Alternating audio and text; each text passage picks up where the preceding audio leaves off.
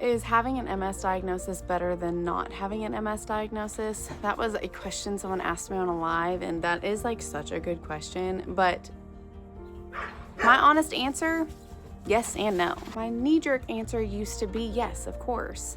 A diagnosis gives you answers, it gives you validation, it gives you a name. But then whenever I sat with that question, I started realizing it is just not that simple.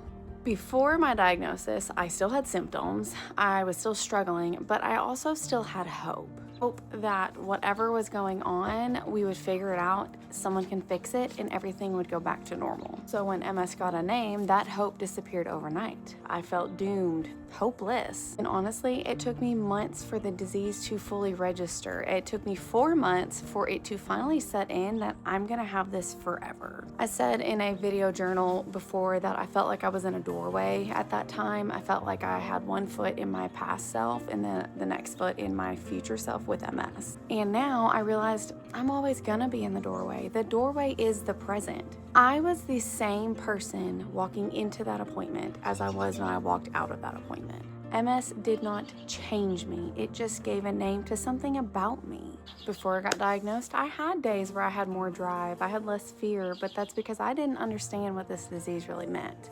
But me having this diagnosis didn't make me weaker, but it did make things feel way heavier at first. But now, do I feel like it's better that I have a name for my diagnosis? Yes, because I have direction, I have language, I have community, I have something that I can learn about instead of just kind of floating through it blindly. I know what I'm up against, but I'm not fighting it alone. Do I still have days where it feels heavy or hopeless or like, what's the point?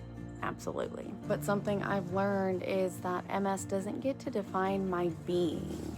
It's just something about me, but it's not who I am. So is having a diagnosis better than not? Honestly, it depends on what side of the door you're on.